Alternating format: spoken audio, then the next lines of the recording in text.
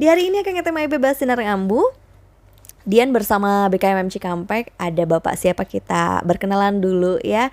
Assalamualaikum, selamat Waalaikumsalam, selamat pagi. pagi. Bapak Wawan Iya. SKM ya, akan kita Iya. bebas sinar ngambu. Dan kali ini kita bakal membahas mengenai cara pemeriksaan mata dan juga pertolongan pertama pada kedaruratan mata di Yes. masa pandemi Oke. sekarang ini ya.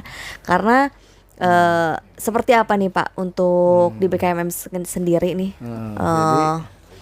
Ya. cara untuk memeriksakan mata di situasi pandemi seperti sekarang?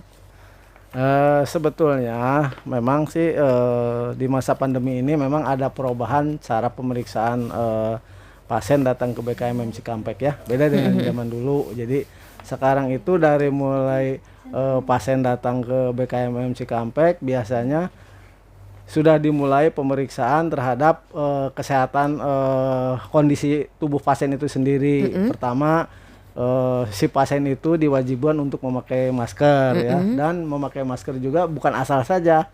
Jadi yang benar gitu maskernya, karena tidak setiap orang tuh tahu pakai masker yang benar tuh.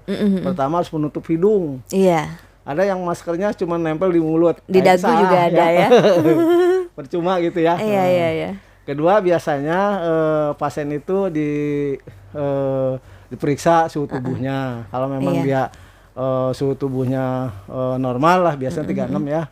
Kalau misalnya tidak normal, kita periksa lagi ke dokter umum untuk diobatin atau suruh rujuk ke puskesmas. Oh, jadi di Terus, BKMM Cikampek juga ada dokter umumnya Pak? ada, itu dokter umum ya, istilahnya untuk pemeriksaan awal sebelum ke pemeriksaan lanjutan ke matanya. Dan sekarang itu memang tempatnya agak beda. Mulai pendaftaran itu biasanya pasien itu sudah mulai ada jaga jarak gitu. Dan tempat duduknya juga sudah disusun sedemikian rupa jadi supaya tidak terjadi kerumunan lah. Beda dengan zaman sebelum COVID ya. Jadi sekarang lebih ketat mungkin ya itu Pak lebih ketat. ya. Jadi kita tetap menerapkan protokol kesehatannya ya, baik dari pasiennya atau petugasnya kita sendiri. Jadi semua lah ya, bukan pasiennya saja gitu. Iya. Lalu bagaimana bentuk pelayanan di masa pandemi sekarang ini Pak? Sebetulnya untuk pelayanan sih tidak jauh beda, sama saja. Hanya mungkin ada yang diutamakan itu kalau memang masyarakat tersebut tidak perlu sama sekali gitu ya, diusahakan janganlah. Yang penting karena apa? Yang namanya rumah sakit itu tetap bagaimanapun juga sterilnya pasti ada aja ya, istilahnya bisa aja terjadinya penularan ya. Jadi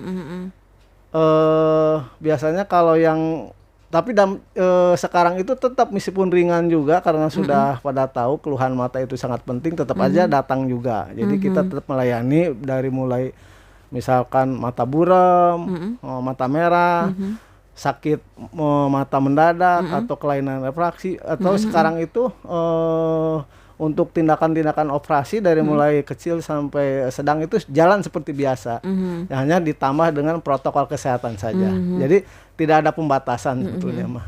Jadi yang berubah itu hanya ada protokol kesehatan karena dianjurkan juga oleh pemerintah ya Pak ya. Betul. Lalu bentuk pelayanan apa saja sih Pak yang masih mungkin dilaksanakan pada era pandemi COVID-19 ini? Ya, bentuk pelayanannya ya seperti biasa. Kalau misalkan untuk kelainan refraksi kita periksa dengan tenaga yang sudah profesional ya.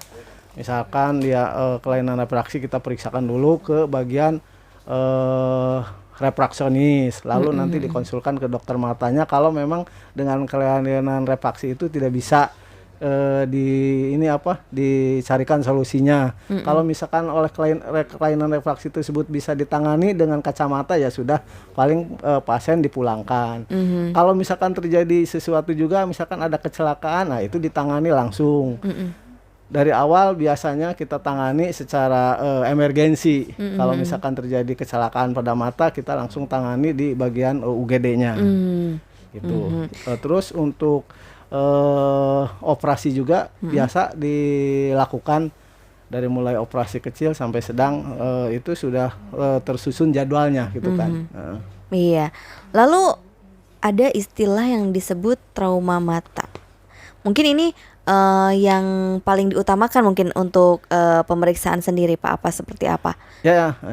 Dan apa sih Pak yang dimaksud dengan trauma mata itu? Ya, sebetulnya kalau untuk pelayanan semua ya, semua Semua. jenis kelainan atau semua jenis penyakit mata. Hanya untuk trauma mata mungkin ada kekhususan tersendiri ya. Jadi trauma mata tersebut adalah terjadi karena misalkan adanya benturan. Benturan itu bisa oleh karena benda tumpul atau benda tajam, atau bisa juga karena bahan-bahan yang sifatnya kimia bisa langsung ke mata. Iya, itu dia untuk trauma mata sendiri ya. Jadi Dan banyak penyebabnya lah. penyebabnya. Lalu Ya. bagaimana Pak nih tanda dan juga gejala trauma mata? Nah, ini trauma mata itu kan kita bagi ada yang karena benda tajam, biasanya ditandai dengan adanya pendarahan di sekitar kelopak mata atau di daerah matanya itu sendiri ada robekan ya. Atau biasanya ada juga bendanya yang masih tercancap di dalam matanya. Kalau dengan trauma mata yang tumpul biasanya kelihatan matanya itu merah. Kalau terus matanya merah, terus agak-agak sedikit seperti cabai lah ya istilahnya. Kalau yang berat gitu. Tapi kalau ringan mah kadang-kadang hanya lembam saja di sekitar kelopak mata. Lalu ketika ada yang terkena trauma mata nih Ya, Pak, apakah harus segera dibawa ke rumah sakit atau BKMM atau mungkin bisa diobati di rumah saja? Nah, ini tergantung daripada penyebabnya dan seberapa besar cepatnya dan pengaruhnya terhadap penglihatan tersebut. Kalau memang hanya ringan, misalkan kita ke gores saja dan tidak pengaruh terhadap penglihatan, biasanya cukup di rumah. Atau misalkan karena merah sedikit, kita bisa melakukan kompres yang dingin biasanya.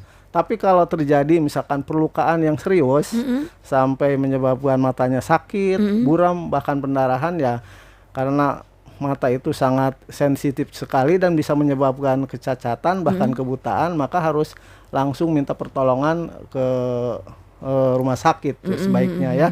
Langsung datang ke BKMM Ya, ya. ke BKMM lah. Iya, dan untuk kakak yang temanya bebas sinar ambu yang mau memeriksakan mata bisa langsung datang ke BKMM Cikampek ya, atau Balai Kesehatan Mata Masyarakat Cikampek di Jalan Insinyur Haji Juanda nomor 10 Cikampek. Tepatnya ada di samping Dela Lajar Cikampek yang buka setiap hari Senin hingga hari Jumat di nomor telepon 0264 838 7136. Untuk kakak yang mau bertanya bisa di 089623914969 atau by phone di 0264 303 304.